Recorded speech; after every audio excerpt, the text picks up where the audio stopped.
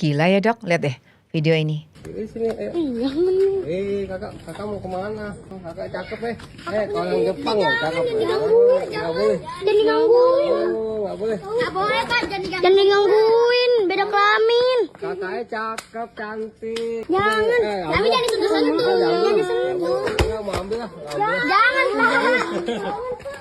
Jangan digodain ya. Enggak mau diambil. Anak orang. Ini sih aku nggak setuju ya dok. Maksudnya kok kita nih lagi perempuan itu sebagai normalisasi kalau kita, oke kita cantik gitu ya. Ini aku ngalamin hal ini dok. Waktu itu pernah nih di rumah jalan kan mau ke pasar. Waktu itu pasar aku dekat rumah kan.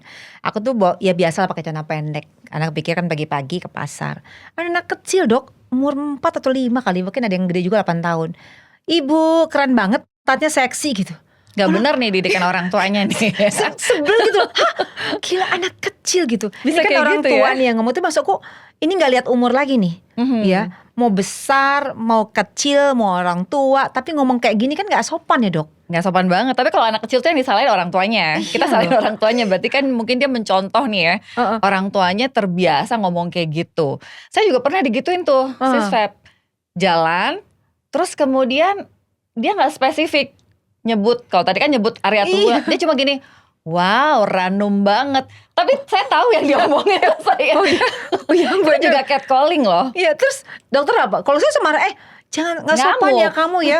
Kamu gak diajar sama orang tua kamu loh. Saya bilang gitu loh dok. Iya, tapi kan waktu saya ngamuk marah, apa-apaan bang ngomong kayak gitu? Ih GR mbak, siapa yang ngomongin mbak gitu? Orang kita lagi ngomongin yang lain gitu. Jadi kan seakan-akan kitanya nih Yang lebay. yang kegeeran gitu ya. Betul. Ini yang bikin saya sebel sama orang-orang yang suka catcalling nih, Sis Febri ya. Jadi buat Gak bener sobat gitu. cinta ya, asal tahu ya yang namanya catcalling atau kayak fiwit, siul-siul gitu ya, cewek-cewek, itu namanya catcalling. Catcalling itu pelecehan. Pelecehan secara verbal ya, baik mengomentari bentuk tubuh atau mengomentari tentang biasanya sih perempuan ya. Dan itu di ruang publik, artinya di ruang umum.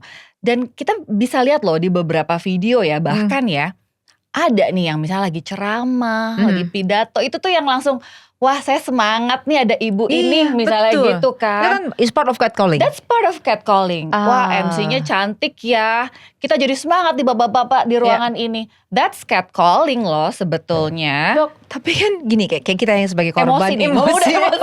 Nggak, Baru gini. ngomong catcalling udah emosi Nggak, ya. Dokter, saya setuju maksud aku gini. Gimana caranya supaya itu tidak terjadi lagi dok? So how gitu? Kita ini kan korban nih perempuan Korban ya, kita perlu mulai mengedukasi bahwa it's not normal, itu jangan dinormalisasi. Setuju. Ya, ketika hal itu dinormalisasi itu semua orang ketawa grrr gitu. Kayaknya lucu ya, Kayak padahal lucu.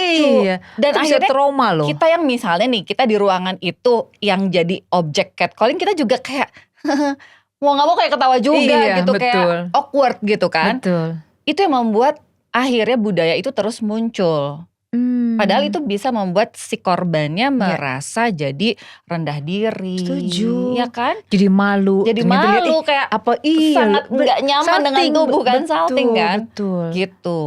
Nah tapi di video tadi seru loh anak-anak kecilnya ya. Ini justru bocil-bocil ya. justru anak kecilnya yang mengkomentar, lu jenis kelamin loh, nggak sama jenis kelaminnya. Iya, Ini jangan yang sentuh-sentuh. Iya lah, sentuh-sentuh. Mantap adik-adik.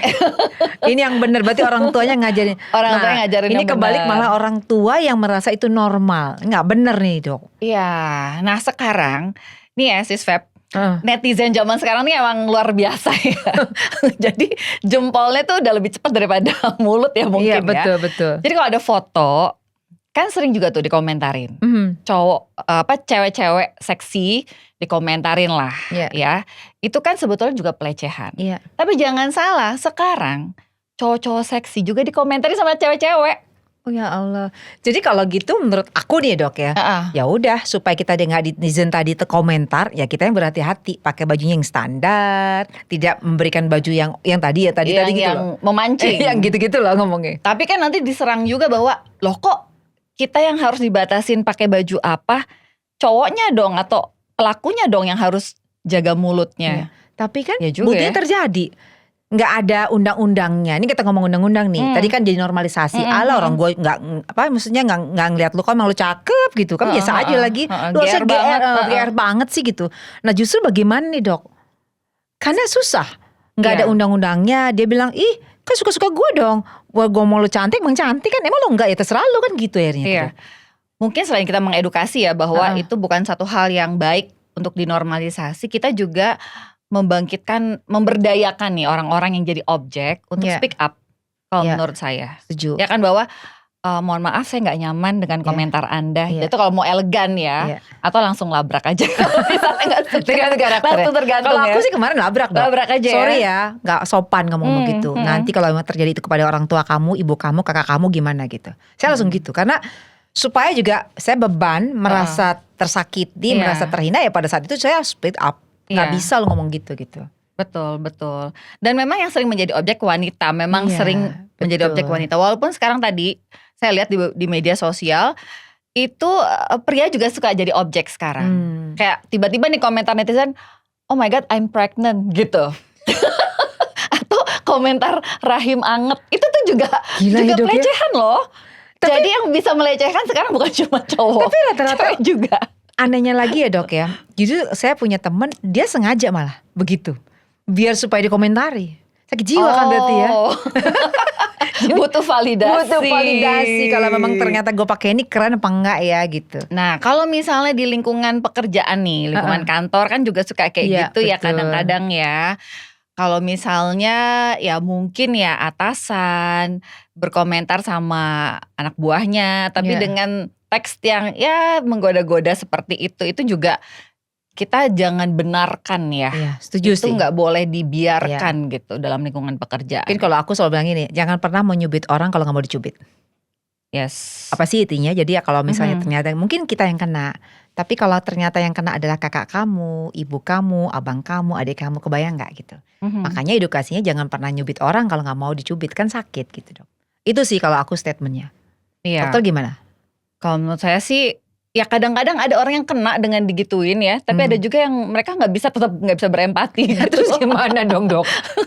Ya kita langsung ungkapin aja bahwa saya nggak suka Anda perlakukan itu ke saya. Stop doing that gitu. Intinya sih seperti itu. Jadi bikin dia sendiri yang merasa awkward karena tadi udah berkomentar yang negatif gitu ya. Betul. Tapi buat perempuan-perempuan atau siapapun yang menjadi korban catcalling atau pelecehan dalam bentuk apapun, beranilah untuk speak up, untuk bisa membela diri sendiri, dan juga berusaha untuk mencari pertolongan apabila memang merasa tidak bisa mengatasi sendiri. Baik itu mengatasi urusan pelecehannya ataupun dampak psikologisnya, karena memang nggak main-main. Banyak orang jadi rendah diri, jadi murung bahkan sampai depresi karena pelecehan. Tapi mungkin menambah dari Dr. Vivi bahwa sekarang kan banyak sekali video-video atau konten-konten yang seperti ini ya, menjadi belajar buat kita. Artinya kita nggak mau digituin ya nggak usah kita lakuin. Ya, selain tadi protek diri langsung speak up, tapi juga dengan melihat konten-konten seperti ini akhirnya paham, oh iya ini nggak benar gitu dok. Ya. Jadi banyak konten yang bisa kita lihat gitu. Ya, kita tetap perlu menjaga diri. Kita tetap perlu meminimalisir kemungkinan kita menjadi objek atau menjadi korban dari pelecehan. Tapi semua itu bisa terjadi dimanapun, kapanpun. And it's time to speak up kalau itu terjadi di lingkungan Anda. Semoga bermanfaat. Oke. Sampai ketemu, bye-bye.